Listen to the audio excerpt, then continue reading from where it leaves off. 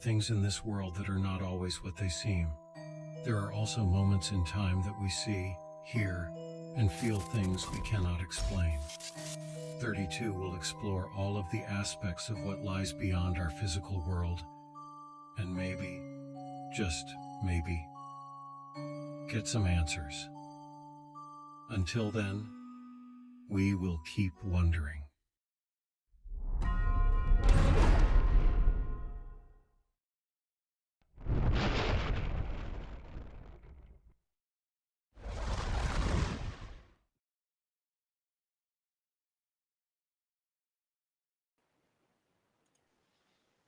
Welcome, everybody, to another episode of 32. This is actually the third episode. We had a couple episodes last week. We were trying out new stuff, new platforms, and just other different conversations. And I think that we did really well. Wouldn't you agree? Yeah, yep. As soon as I can get all my location and stuff figured out. But yeah, the topics Right, have been right, great. right. Um, yeah, so we have a special guest tonight. I did the poster for him. He's an author, and I really, and you've read part of the book already, Yes, yes. and so yeah, I'm excited to talk to Sean Farewell, and to hear his story about his book and whatnot, and yeah, so without further ado, let's get him on here and get this show on the road. Hey, Sean, welcome to 32. Hey, Jay, and hi, Elizabeth. Hello. So, um, I think it was, you that contacted me about promoting your book, and I wanted to ask you, um, how long before your initial event that you had did you decide to make that book? Probably 6 years after my experience with death. It was about 2000, and I was considering writing my story at the time to help cancer patients.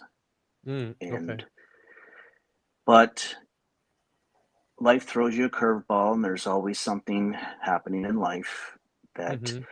pulls you back from things that you want to do. Right. So it was kind of put on hold for the next 10 years. Oh, wow. So go ahead and tell us a little bit about the title of the book and what a little bit of the backstory, and then I know Elizabeth might have some questions for you, but I kind of Oh, wanted to please give my do. listeners a little bit of information about the title of the book, as well as um, what kind of led up to that, and a little bit about your experience with writing that. Well, a lot of people really enjoy the cover, by the way. I do. I think it's really cool. My illustrator, Nick Welsh, is so gifted, but he's more of the crazy stuff he draws. And I knew that he would take the concept of what I was trying to seek in this Hmm. cover. And Hmm. we first did one in 2014, and it had too many colors in it, but it had me falling from these three lights that were attached to me. And I wrote a small Hmm. story back in 2010 when I was on Facebook called The Night I Died. Hmm. And that's the image where my soul was being pulled up by three lights of energy. And at that point, it severed me because it was speaking to me that you're not done, you need to go back. Hmm. Right. So talk a little bit about the basic how it all kind of came about, that what the event was of your demise, and what led up to that moment where you were on the other side. Well, I was diagnosed actually 10 days before Christmas in 1993, non-Hodgkin's lymphoma. I had T cell, which is actually the worst that you can have. Your T cells are your cancer killers. They destroy the cancer cells, but mine were infected by the cancer cells, which meant I had nothing to fight with. Now, protocol through the medical field was chemotherapy, but they were just seeing if something would work. And I spent 7 months in a hospital. There was 2 times where I almost passed away due to the side effects of the chemotherapy, what it was doing to my body. Hmm. And at that point, there was nothing left medically or scientifically to save my life. My body is going to expire. And that was the reality at the age of 30 years old. Hmm. Wow. So not much that you can do at this point. Um, since I was a child, I would have many of these very strange experiences, dreams, visions. This started like back the time of my birth in '64. So when I got up to this part of '94, I was ready to leave this world because I was so tired of what they did to me in the hospital, and Hmm. I I did everything I can possibly do to fight this, but when it comes to science, there weren't any other options for me. Right. Right. So having this incident, um, was this something that, I guess I should say, how is the surprising aspect of it? I mean, after going through all this, and when you look back at some of this stuff, how was that? How much did that really change your life after you had this event, this life event? Well, I mean, I struggled after this experience I had because I was afraid to tell people. People Mm. Hmm. might think you're insane. And Right. even the doctors afterwards were like asking me, "What did you do?" Because they knew I wasn't going to survive. Hmm. And again, I just looked at them and said, "Look, can I just go home now? Like I'm Right. I'm done Right. here, please." Right. And Right. it took 17 years to finally get my awakening, and this is when everything just exploded. But like I said, there's a lot more before that, all these different type of supernatural events that were going on in my life, paranormal experiences.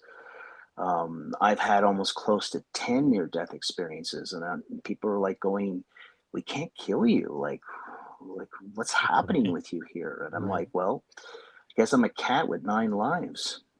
Right. Right. So Or a you talk human with a about the purpose. paranormal, but you talk about the paranormal and your experiences with the paranormal. I mean, I've lived with it my whole life as well. But is it something that, how much of a impact, I should say, compared to then to now, that the paranormal would have an impact on you? Well, I mean, as a child and going through all these experiences, it was the universe just slowly preparing me for something that I'm going to do. Now, Hmm. I had no idea. I live my life by just going with the flow. I mean, when you're going through these experiences as a child, you still don't tell people because, again, they probably would lock you up, especially, back in the '70s. Right. So for myself, it was a journey trying to understand what the universe is trying to share with me. Hmm. Hmm. So what was one of the things that you remember the most, that, like, kind of like, talk about like points in the book where you really connected with the other side, and what did you see? I mean, I kind of wanted just to get blue like bullet points a little bit, because I want to read the Yes. book. You know what I mean? I don't want you to spoil it for me, but um, yeah, but kind of talk to me about some highlights, some things that really were really notable to be mentioned in the book that you thought people really got to know this. Our guardian angels, they're real. Mhm. They truly exist. From what I've learned, and she's in the book, we're having a conversation.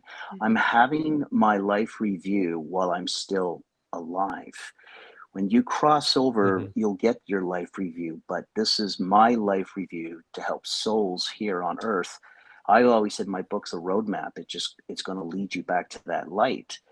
But Gloria Mhm. came into my life when I was about 5 years old. I was quite ill in the hospital. I was suffering with asthma. And in 1969, there wasn't much they can do to save your life. And they figured he's not going to survive. My oxygen levels were going down. They had me in a tent, uh, uh, pumping oxygen in there, trying to get my levels up. But they were concerned. They didn't think I was going to survive. But Gloria came to me every night, and I remember this woman just shining in white, like there was this glow.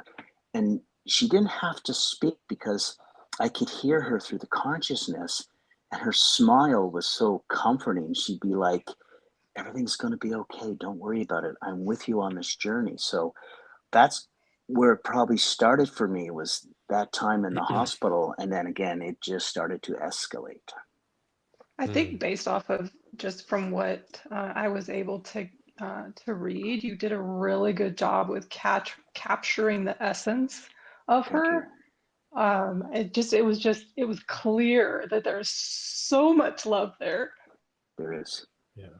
I mean, it's like there's a part again, which is further down, where I get to see her a few times. And the most incredible thing people will learn is that the night she spoke to me, which was amazing.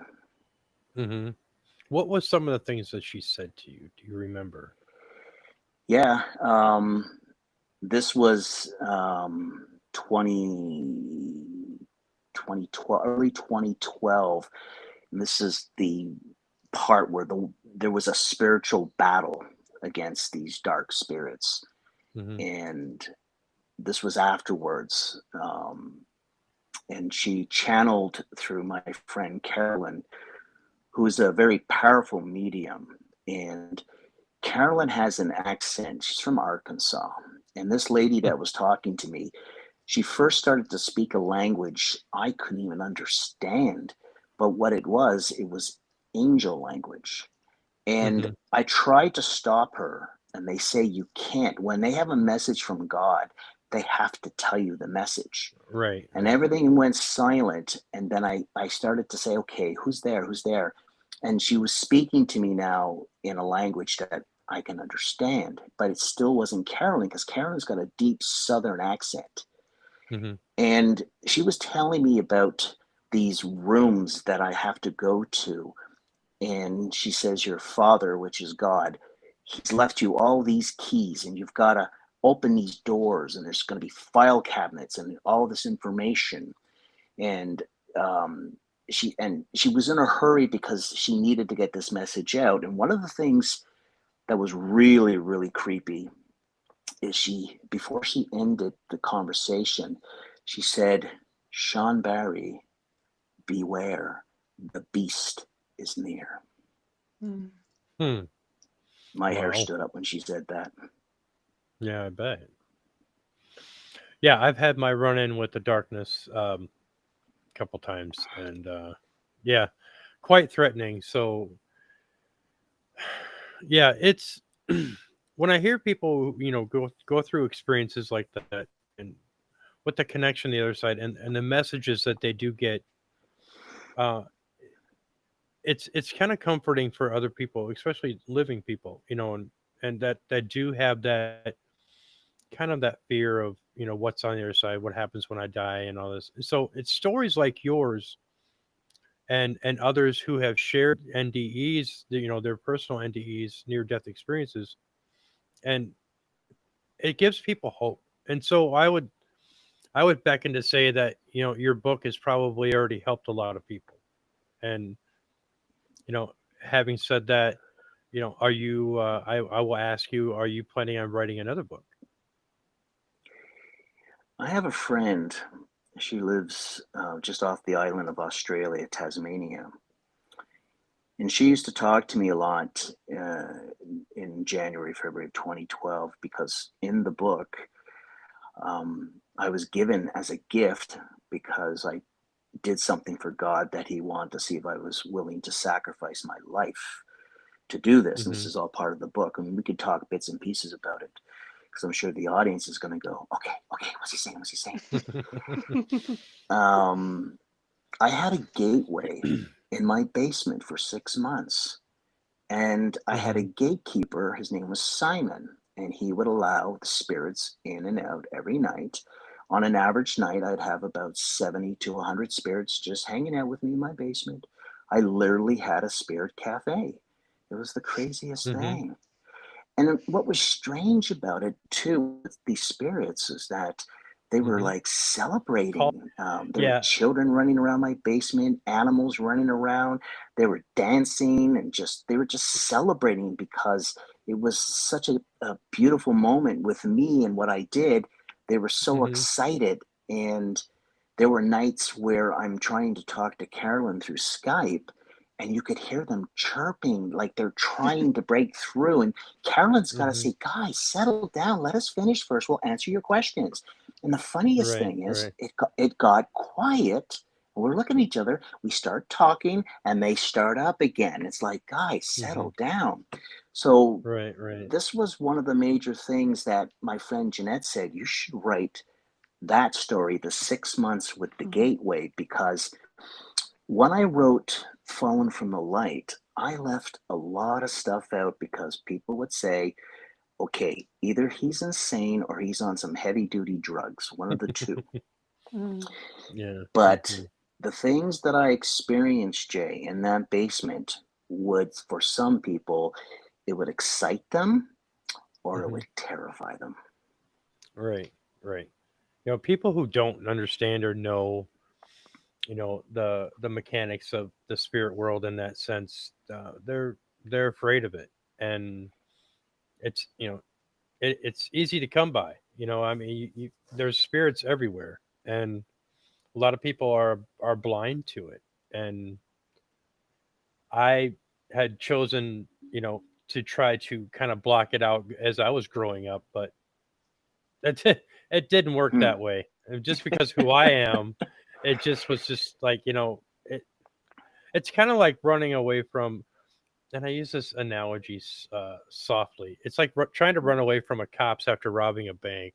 You know, you know, it just eventually you're going to get caught, and you know, so it's just it. I've lived my whole life like that, so I can relate to what you were saying a little bit. And you know, I know when Elizabeth and I got together doing this podcast, and as well as we've done others in the past, Yeah. you know, we have that spiritual connection, you know, and it was spirit and my guide who told me to tap her as a medium for a paranormal team, and we became good friends. And so when you talk about the spiritual side of that, and talking about you know, the basement, your basement, and all the spirits there, and you know, we can kind of relate to that a little bit. I've ran into what I call the spiritual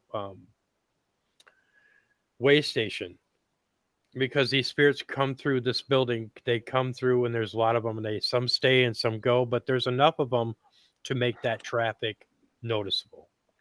So when you were talking about all these spirits and you could feel it, you know, it was just, yeah. And I felt it, and I know, you know, it's like a portal, and I know that where there's several of them, and not too far from my house where I used to do my first podcast there.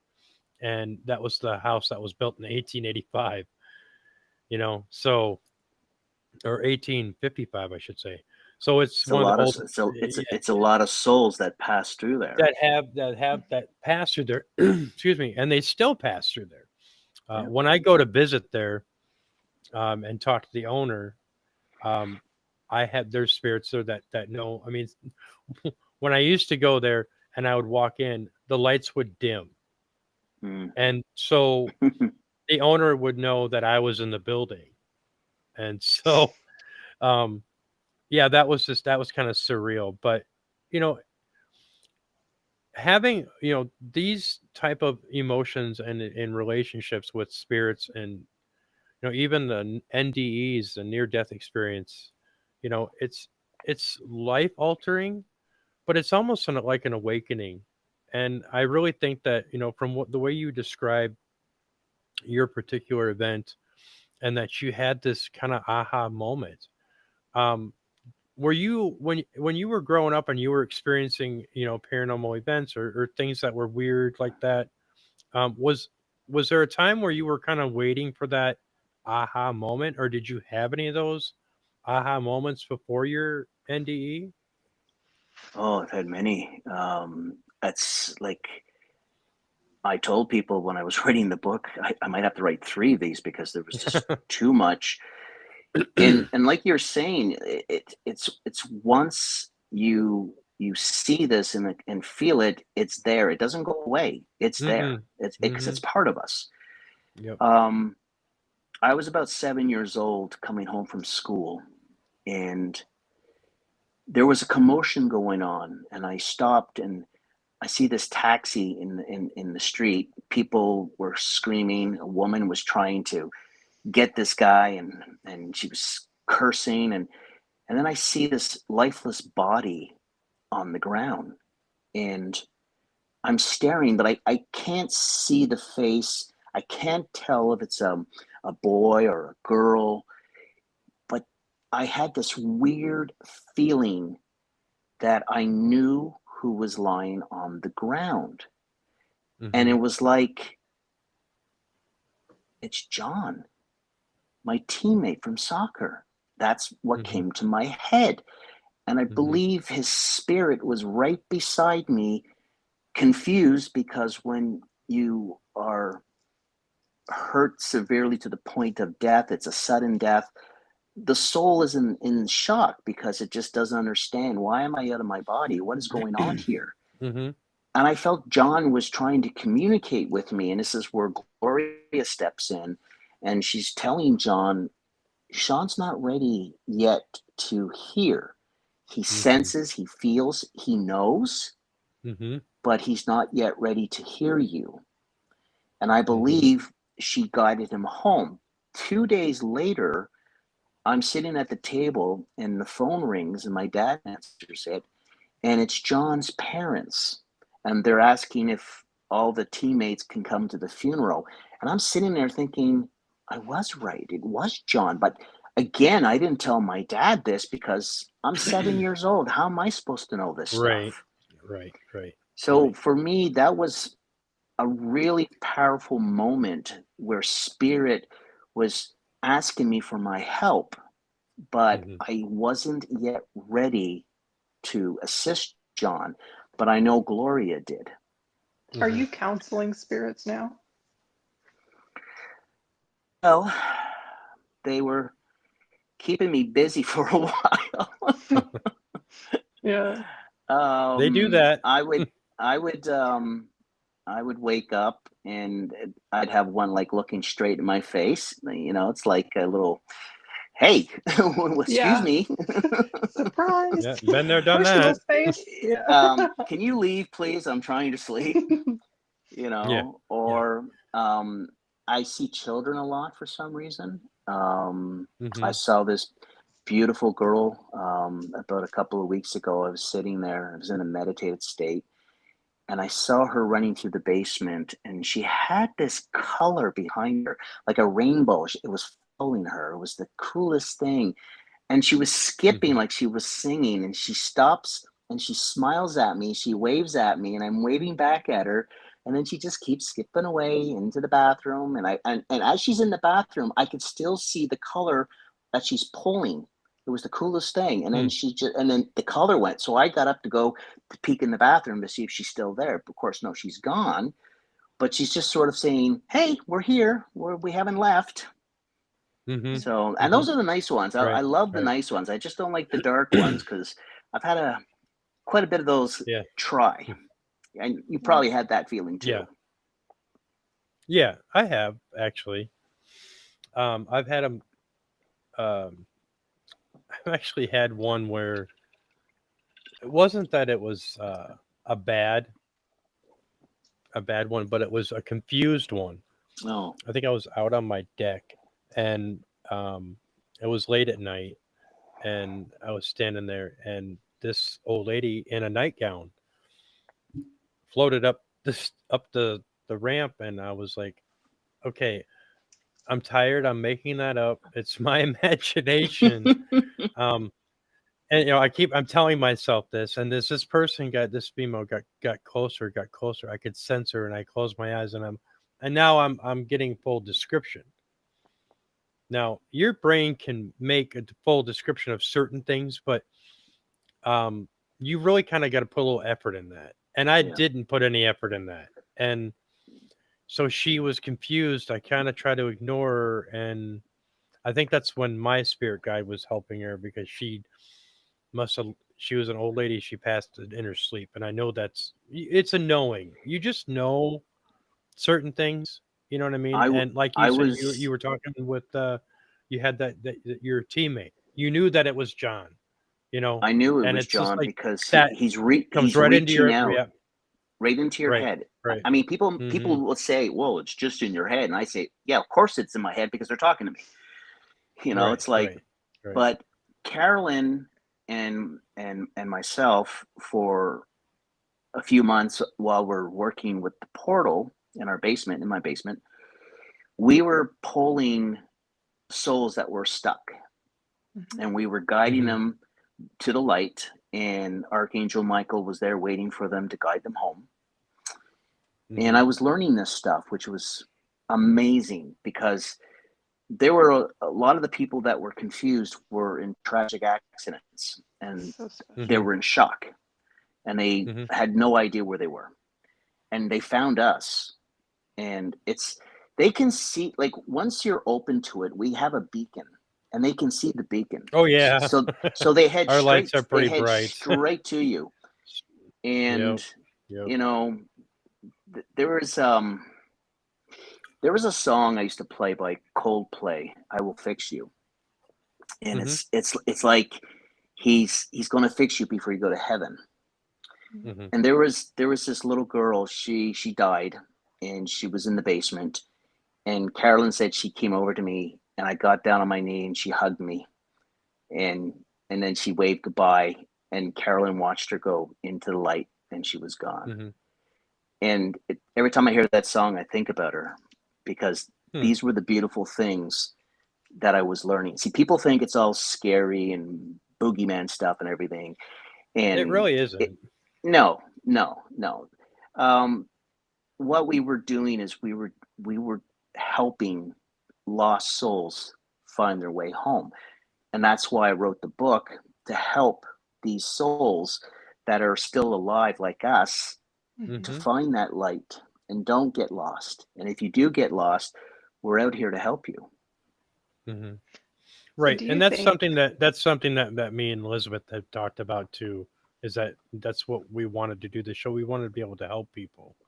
It's You know what I beautiful. mean? So yeah. There's nothing What were you greater. gonna say, do Elizabeth? you What were you think, gonna say? yeah, do you think that, so the spirits, because you basically, you said that it was a gateway that was in your basement, and as you were talking to Caroline, do you feel like the beacon was coming and so the spirits were coming to you in order to go through that gate? Or do you feel like, because when you said she hugged me, it was almost like, was there telepathic communication happening to where they understood this is me going to the light? Or because they saw you, they knew that it was time to go? They found us. Carolyn's very powerful, by the way. Like, she was like a teacher for me to learn these things. So she was helping me, but they were showing up every night in our basement, and um, and even like we had an incident where another portal opened up, and we heard this horrible screaming, people in pain and agony. And we pulled somebody out of that portal before we closed it because it was dark. And it was a young man who died from a heroin overdose. And he was in this torment of hell. And once we pulled him out, the light grabbed him so fast, Wow. and he was gone. Yeah. And Carolyn started crying, and I was so choked up, like, wow. And she was so happy because he didn't know what happened to him, his soul. Mhm. He was lost. So these were Mhm. things that were frequently happening for a while in the basement. But this, again, God gave this to me for a reason. I mean, if I would have told people back then what I was doing, they would have had me removed from that place and probably wind up in some They have you psycho admitted. ward. Yeah. Yeah. Right, right. The But when one you thing have that a lot of people, the one thing that a lot of people tried to kind of force the issue is that they don't, if they have the gifts, you know, me and Elizabeth too have gifts. It's not easy to come out of the proverbial closet, so to speak, when you have No. gifts, because people think you're crazy. I've had several people come up to me during readings or whatnot. The first thing they ask is, "Am I crazy?" And I keep telling them, "No, you're not crazy that I know Yeah. of." If they were truly crazy, I would probably see that and say, "Well, define crazy," you know. So, but yeah, no, a lot of people Yeah. don't quite understand the concept of, you know, what has happened to them and their spiritual gifts opening and receiving that knowledge and that knowing. And a lot of people don't quite understand. For people who exercise their gifts, it's kind of like a lot of the things, it's just, you know, you don't have to really think about it, you just know, you know. And yeah, so do you I feel wanted like to. your beliefs, do you feel like Oh your no. beliefs, do you feel like your beliefs changed at all, like before your experiences and after? Because I can imagine, like, all of a sudden I've got all of these spirits in my basement that I'm helping cross over versus before, like, I'm ready to pass on myself, you know? To be honest with you, I thought I had the coolest job. That's amazing. Yeah. right, And I right. didn't care what people would think or whatever what they say. I felt that divine light in my soul, and I know why it was there. And Yeah. I have a relationship. I mean, we all do, but I have a relationship with our Heavenly Father, and Yep. I've been in His presence here on Earth 5 times. I can count. 3 in His light, and actually, I've seen Him as a man twice, which is incredible.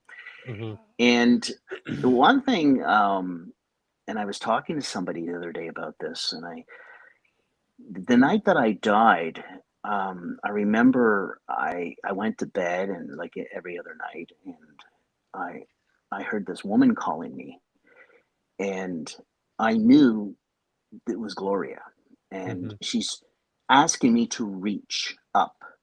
So I Hmm. found myself stretching, like taking my arms out and stretching, Hmm. Yeah. because the 3 lights were coming down from the ceiling. But she's telling me reach up and grab the lights. Hmm. And this happens with people that are in hospice, Hmm. people that actually can't move for some reason start to move, and they're stretching their arms straight up to the ceiling, and everyone's going, what are they doing?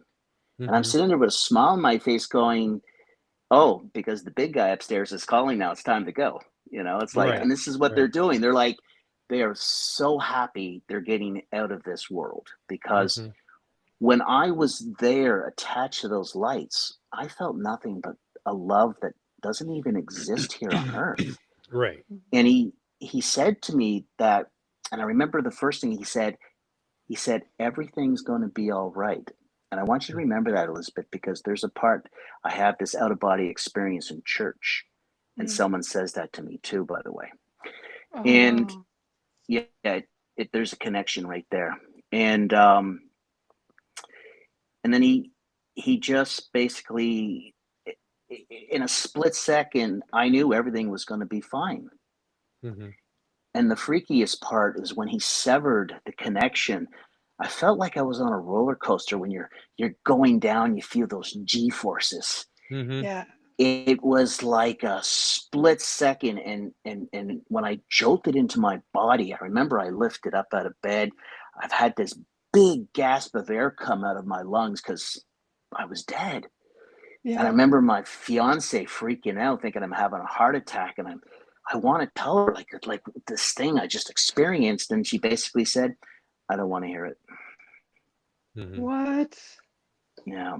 And I lied there for 2 hours while she slept, looking at the ceiling, speaking through my mind, saying, "Hey, can you come back? Because that was pretty cool." It's those type of moments in life when you just, you know, I've had myself, speaking of,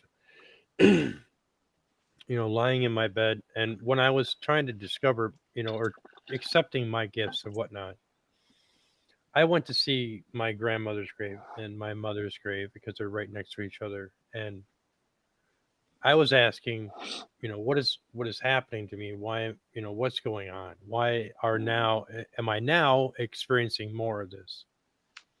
When I got home and that night and I went to sleep, and now I can't confirm if I was awake or asleep, but it felt like I was awake. And then I saw my grandmother standing 5 feet above the floor Mhm. with a light behind her off to the side, and had this look on her face like, well, okay. So, and it was, and the only words I can get out was, "Ah, shit." and so that, and I must have said it out loud. I must have. I mean, because it felt real. You know what I mean? It Yeah. didn't feel like a dream. I don't dream about my own bedroom. You know what I mean? So, I get like the way you describe that. It's kind of like you're asleep but awake. So right. you're in the middle state where your Hmm. third eye now is relaxed and it's open. Right. Yeah. And that's usually when I see them the best. And Hmm.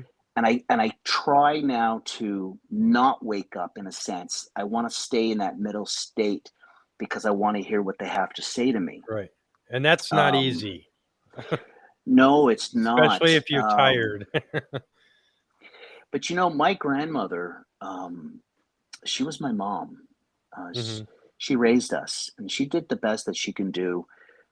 At least 10 years of my life, 11 years of my life, until she passed away with cancer. And Hmm. my world was shattered when she left. Our whole life changed at home. It was just not the same anymore. She was like the backbone. But Hmm. when I was in the basement in 2012 with the gateway, one night Carolyn goes, "Oh, we got some visitors." And I'm sitting there going, "Oh, who's there?"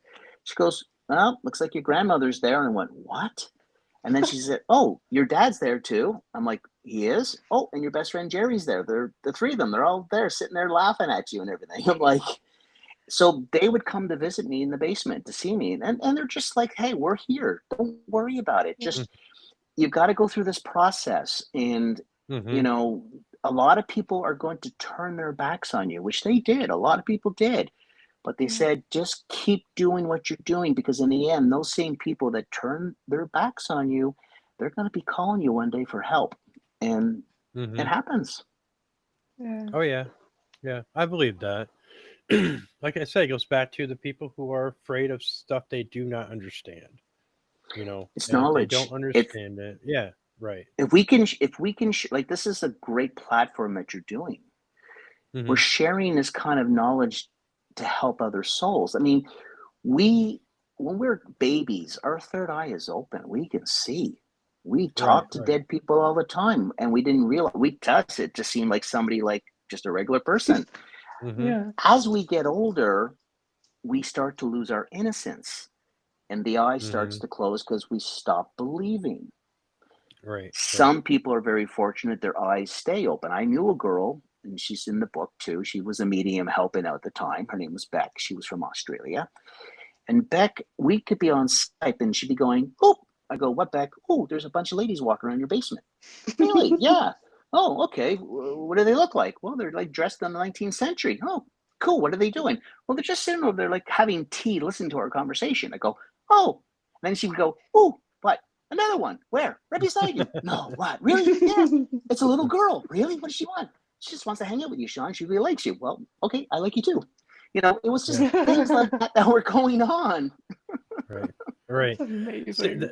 There's a lot of, I mean, when they come into my mind like that, and I could see them, you'd be walking down the street, or I'll go into an old building or something, and it's just like you instant get that flash. Mine are usually like maybe 2 seconds, if not less.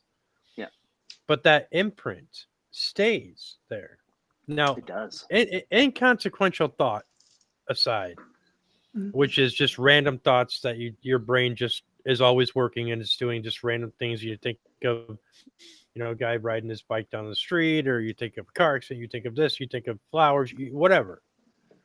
But when you get those, when spiritual people get those imprints and they stay there, that's there's substance there, and I know that.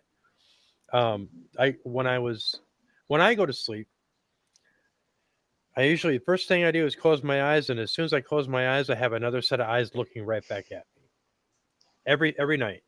Now, what they want, I have no idea. But a lot of it is, from what I've been told, is just they just watch. You know what I mean? They look in on you a lot. Because I'm very protected in that sense. Yeah. And so I have a lot of watchers, so to speak. But there was once where I was closed my eyes and I kept seeing a pink elephant, and I'm like, why am I seeing this stuffed pink elephant? Well, it just flashed, and then it stuck with me for 2 weeks until I did a ghost tour walk in my town, and this kid came up to me and knew I was a medium and said, "Do you have anything for me?" And I was like, I never read a child before. Instantly, the pink elephant came through. And I was like, oh, that's why. And it was his grandmother who gave it to his sister, but she didn't really care for it. So he took it. And she's grateful that he took it. And that was kind of the message, saying it's okay to have it. So that, to me, when you have that imprint and it stays with you, there's substance there. So I always tell people to be mindful of that. When you get something and it kind of sticks with you, whether it be positive or negative, there's some substance there. Whether it plays out is, beyond me. I don't know, but most of the time it does. I've had an experience this night. This was after the battle was over and we took down the dark spirits with the archangels. Great story. I hope to put this in a TV show because people need to see this. And we freed all the people that were trapped by this dark entity who was keeping them like trophies. He wasn't going to let them go. And he got his in the end. Justice was served. So they were all happy and everything that I freed them in that. And so there was a night I was sleeping and I feel someone kissing my lips, and I'm giggling. I'm like, I thought, at the time when I was married, my wife wanted to get frisky or something. Like it's like 3:00 in the morning, right? Yeah. So, what are you doing? So I know. So I can actually feel the lips. And then I open my eyes, there's nobody there. I turn over, she's sound asleep. Right. I'm going, okay, what's up with this picture here, right? So I told Carolyn the next day, and Carolyn's talking to that spirit lady, and they're a bunch of them, they're all giggling and laughing. Carolyn says, Sean, you got to put your foot down. This one fell in love with you. Well, yeah. I'm thinking like, well, a little spirit love here. Okay, there's nothing wrong with that. Yeah. Yeah, I've heard of instances like that. Yeah. But what's Yeah, I do. really, I have to. So, out of curiosity, if yeah, you were to have, if there's people listening now that maybe they're experiencing the same type of thing that you did, or yeah. even spirits, because spirits are coming through as we're communicating, Oh yeah. that is there anything that you would say to them to help get them through what they're experiencing? I would I would suggest that they find someone who's legit that could be a teacher for them and Hmm. not charge them any money, Right. because that's not legit. You see, where we come from, we don't charge people money for what we do. Yeah. We do this because this is what God wants us to do. Hmm. And it's because they need someone to make them understand. Like me, Carolyn was sort of my teacher to get me going. And what she's taught me, I've passed on to other people. And it's because I know it could be terrifying. It could feel like hell. You don't know what to do. You're afraid to talk to people about this. But if you Hmm. can find someone out there that has that heart of gold, that says, Hmm. listen, I know what you're going through, and I'm going to share some information with you, how to practice your meditating, your breathing, practice your prayers, learn about how to protect yourself in that white light, and call upon Archangel Michael and all the archangels, call your guides, call your guardian angel. Hey, we even have out of work angels, and they're looking for work too, so you can call those guys. Yeah. Right, Yeah. right. But we're Yeah. there for these people. I've helped so many people after this, and they said, "How do I repay you, Sean?" And I said, "Well, you repay me by helping someone else. That's how Yeah. you Right. repay Pay it me." forward. Exactly. Yeah, you pay it forward. Yep. Yep. Yeah. And we're I out there. There's totally people. There's agree. people I out mean, there that will do yeah. this. Yeah. Oh yeah. Oh yeah. I mean, there's a lot of different people that that have fantastic gifts, but are afraid to exercise them or use them or whatnot. And I get it. It's the society that we live in. And we have to sometimes tread lightly. But I do believe that certain things happen at certain times. There is no coincidence. There is No, no there's none. It's I mean, like things like happen what for a like reason. what you're doing right now is a platform to open those doors for people that need that help. Yeah. Hmm. I Hmm. only wish that people will watch this afterwards. They'll share this with other friends. Say, you need to watch this interview because this was really Right. nice. It wasn't Right. frightening, Yeah. even though Right. that It's Sean's got it's a lot of very out. frightening stories. Right. Right. No, it's very, being outspoken and being honest. I mean, being as honest and as genuine as you possibly can. Exactly. That resonates. That frequency resonates. It connects with people. Yeah. If you're fake, and if you try to, Oh, pass it off on something where it's not they'll see. legitimately They'll genuine, they'll see through they'll, that. they'll Yeah. see it right through. They'll see right through Yeah. it. But then there's other ones that will take that like a bass hook, line, and sinker. You know Yeah. what I mean? And they'll get sucked in on that. So always be mindful about how genuine you are. And that goes with You anything. have I you mean, have to work be you have to anywhere. be true to yourself and what you're doing and what Yeah. you're believing in, Hmm. that it's the greater good of humanity. Uh, because when we leave this world, everything that we've done is staying here. We're going to take home the energy we created, and we're going to Yeah. see how well we actually shared that energy, the good and the bad. We need to learn, and Hmm. this is one of the things why I've Right. had all these experiences, from the battles with the dark spirits to helping lost souls, to helping cancer patients that I've worked with. These were all Hmm. things that were a positive thing in my life. Like, no one is perfect. We all have flaws, but the Right. greater good in the end is sharing what is real. Yeah. Hmm. Right. And that, with that, being real and being honest and doing that, the giver gives, so the giver gets some sort of validation for that. You know what I mean? And that's also a confidence booster. It's a good I word. mean, Validation. if you're yeah, if you're giving that confidence, or if you're given that confidence by do of the process of you helping somebody else, I Exactly. mean, that's where it's at, and you're not doing it to be paid or be repaid, but just that emotional, I'm glad I could help you, and humble yourself instead of saying, I'm sitting up here on a high horse and I know what I did. And yeah, boasting is something completely different. Like But if you have that ability to be humble and to accept that and take that in internally with a positive frequency, yeah, that's worth than having all the money in the world. Elizabeth, when you get to 1987 in my book, Mhm. that's when I moved in the haunted house, Oh, and wow. and Okay. and and the dark history that it holds, Yeah. Hmm. and it's connected to me. And even when I left, it stayed connected for 22 years.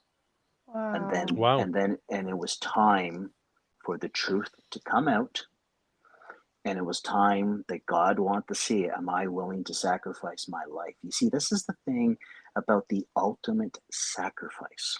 People Yeah. don't do that. I was Yeah. willing to Mm-mm. die to free these spirits. And if I Hmm. would have lost, my soul would have been trapped with them. And then who's going to Yeah. help me? Right. But I mean, that's a Right. lot of I, weight.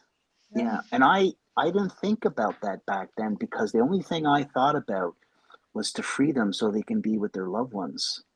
And whatever it takes to free them, I was going to do this, not understanding fully what the consequences would be if I failed. But then I knew I was going to fail because I didn't have any doubt that God was going to give me my backup, which He did. Yeah. Yeah. I And imagine. it changed the game. And if people would just give the ultimate sacrifice, and it's not asking a lot, but it's just being there for the person that needs it so bad, Yeah. because we don't know what kind of darkness is going through this individual. Yeah. Hmm. Or following your Right. intuition, even when you're not sure that that's the right thing to do. He, Hmm. God gave me a beautiful. He gave me many beautiful gifts, but back when I was healing my body after all the chemotherapy and I was getting healthy again, I was told I would never have children because the chemo killed everything in my body. And I Mm. got tested 3 times in 2 years, and it came back as zero sperm count. So the doctor said, you'll never have your own children. You'll probably have to look into other options or whatever. But something happened where my wife got pregnant, and we were excited. Oh my God, it's a miracle. We're going to have a baby and everything, right? And maybe 4 weeks into her pregnancy, she miscarries. And Mm. we're like Hmm. devastated. We're thinking this is probably our only chance we ever had. But Hmm. again, the miracle happened where my daughter was born in 97 and my son in 2000. And we were like, oh my God, this is unbelievable. Like, even the hospital's going, who is this Yeah. guy? You know? Right. So we Yeah. go on with our lives and everything. And it was that time with all the stuff happening in 2011. Hmm. Um, Carolyn was telling me, it was just after the battle again, everything, because all the spirits were coming through. Carolyn says, oh, your daughter's here. And I'm thinking, like, you mean my daughter's here? She's upstairs. She goes, no, the daughter Your you other. You're. lost. And I'm like, Hmm. what? Hmm. And she's standing right in front of me. And I go, does she have a name? She said, her name's Maggie. Say hi to Maggie. And I'm like, hi, Maggie. And then I said, okay, Maggie, I'll tell you what, come to my dreams tonight and come visit me. Please, I want to see you. Carolyn said she's shaking her head, yes. That night, I was in, like Jay does, same thing. I'm in that state. and I see this little Mhm. girl at the edge of my bed standing there, and she looks like her mom, like about 10 years old, Mhm. long blonde hair. Oh. And I'm looking at her, and she's smiling back at me, and I said, "I love you, Maggie." And she goes, "I love you, Daddy." And we both Mm. smile, and then I just leaned my head back and I went back to sleep. Well, the next day, I didn't know my wife was awake watching this. Oh, And wow. she's like, "Did you know what you were doing last night?" And I just looked at her. I said, "Oh, when I was saying hi to her daughter Maggie," because she didn't believe this stuff. She Yeah. refused to Mhm. believe it. And it's Right. like, like I know what's waiting for me when I leave this world. So I'm not afraid. I'm actually Yeah. excited because I had this thing 2005, the last night my father survived his cancer, he died the next day. I made a promise with my dad, and I nobody knew this promise. I didn't tell a soul. And I said to my dad, "I've got all these people here, Dad. They're going to pick you up. They're going to take care of you. Just go with them," because he was scared. And I said, Mhm. "Dad, when my time comes," I said, "be by the fishing hole with the fishing poles, with the dogs and Jerry, my best friend who passed over." I said, "I'll meet you at the fishing hole. Promise?" My dad said, "Okay, promise." 6 years later, when I first met Carolyn, and how did I know the validation that she was a real medium? We start talking, and she says, "Oh, your father's very proud of you." And I just thought anybody would say that, right? Right. Yeah. Right. Then she says to me, "Oh, he was really scared, but those people you sent him, they took care of him." And I was like, "What?" And then she says this, "Oh, he's at the fishing hole with the fishing poles." Yeah. How would Yeah. she know that? Nice. Right. Because she was Right. Mm. connecting with my dad. That Right. was Yeah. the validation that I knew Mhm. Carolyn was on my team. She had my best interest. God put her Mhm. in there. There's no coincidence, like you said, Jay. People will come into your life for a reason. And maybe Right. it's that moment that you need them there. Right. Yeah. Right. Right. It wouldn't have been for Elizabeth, I would have never have known who my guide is. She knew, and I never knew the She's name smiling. until until she said it, and then I was like, oh, and then right as soon as she said it, I hear this surprise, and I'm like, and so yeah, and that's been what I mean, 4 years ago. Something Gosh, like that. It's been a yeah, while. Yeah. it's been but a but while. but she gave you the validation, and this is something Oh yeah, people oh this is yeah, people search for the validation, because you could tell them whatever you want to tell them, but if you don't give them something that they know, like, "Oh my god, how did you know that?" right. It has to Yeah. be tangible. You can Yes. give the roundabout answers and all that, but it has to be that one line or that one sentence or that one name or one word that does it. And I spent a long time trying to search for validation just because of the fact that I was going through my own turmoil of accepting myself as gifted.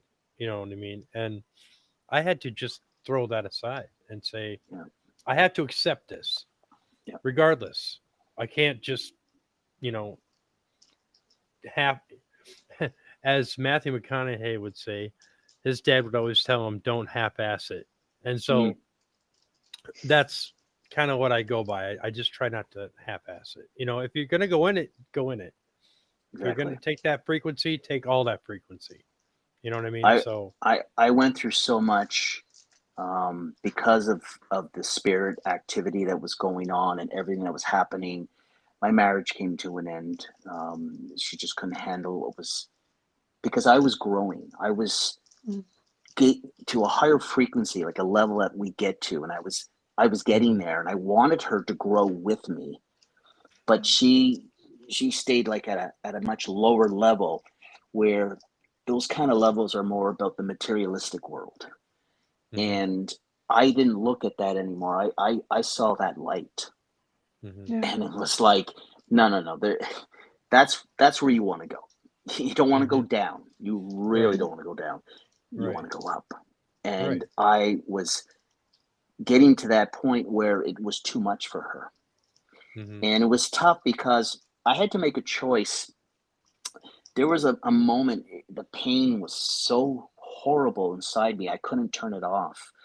I mhm, try to go to sleep, maybe, okay, I'll get a break from the peace. but then I would dream of it. And I was in Mm. Mhm. constant pain, either sleeping or being awake. And again, I was being tested to the point where I felt like I was going to end my life just to stop the pain. And then I Mhm. realized I can't do this.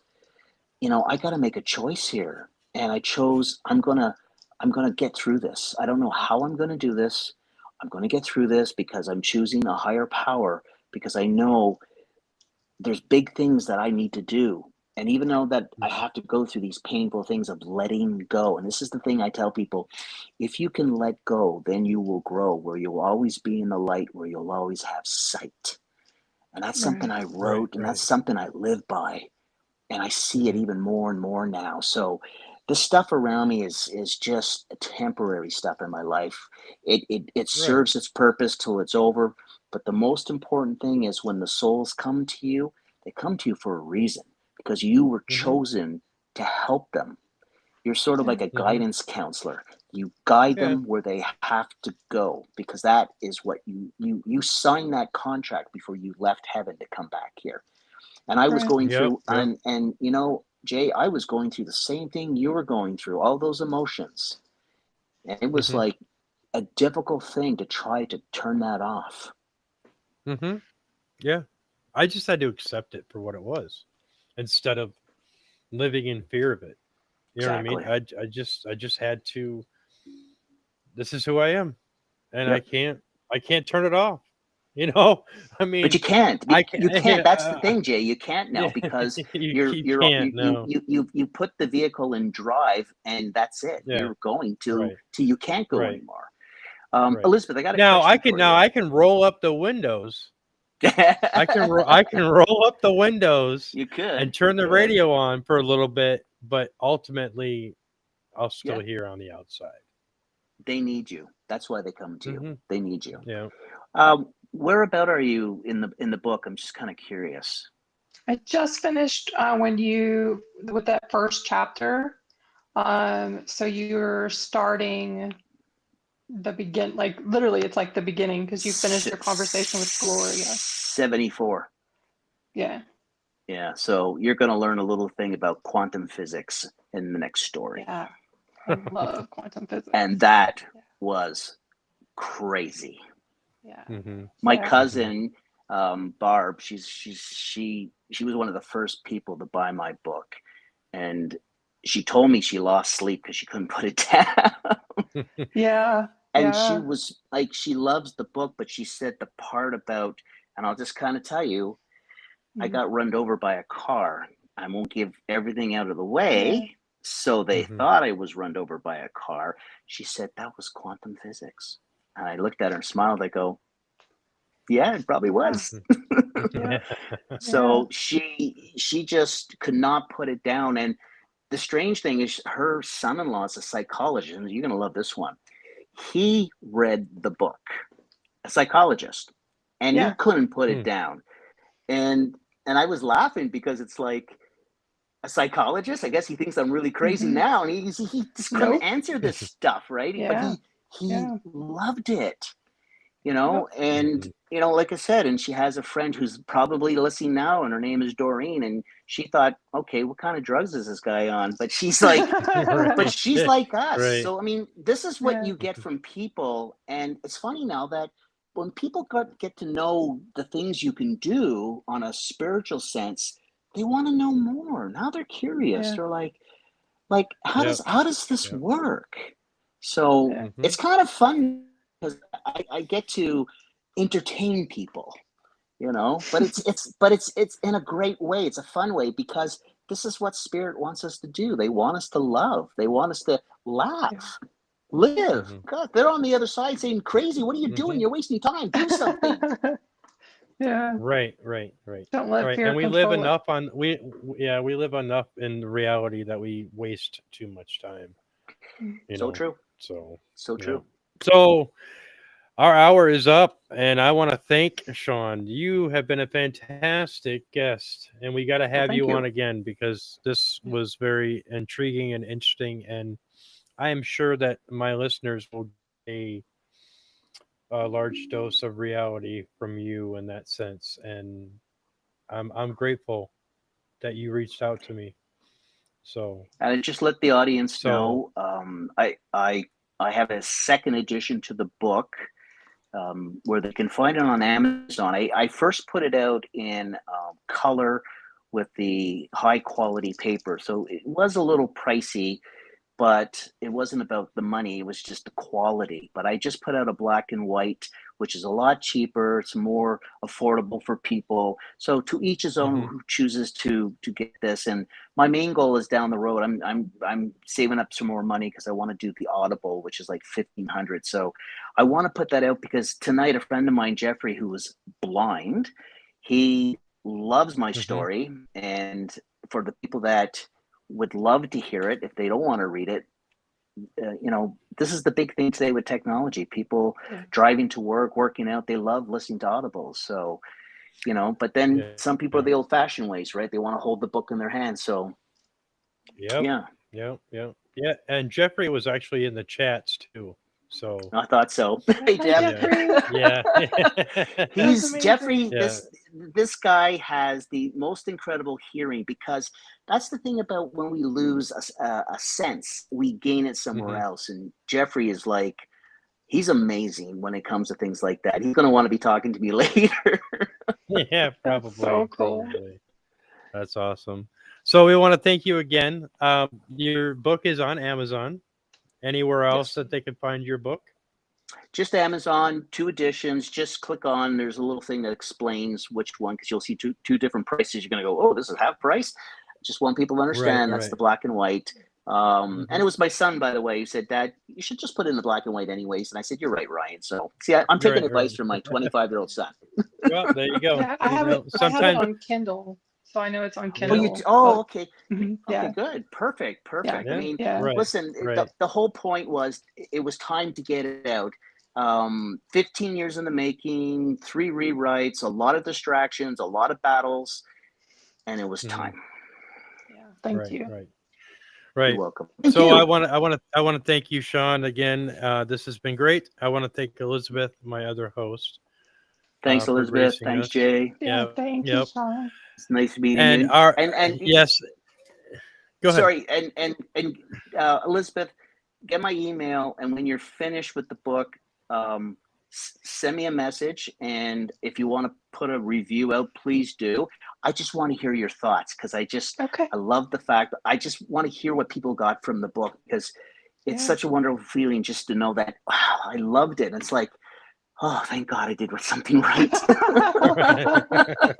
Right. Oh goodness. Yeah, there's that validation again. Exactly. I was so worried. So I'm like, oh my God. yeah. All right, everybody. That our next show should be Thursday. We don't currently have a guest. That might change. So we want to thank everybody for tuning in. This will be on anywhere you get your podcast. My audio file will be uploaded tonight, so you'll be able to hear it when you hear this. You'll be able to see this on YouTube. We want to thank our supporters and everybody who support our show. And Thank this you. is only the beginning. So Good want for to you, thank Jay. everybody. And thank you so much, Sean. And thank you, Elizabeth. This has been fun. And this is been 32.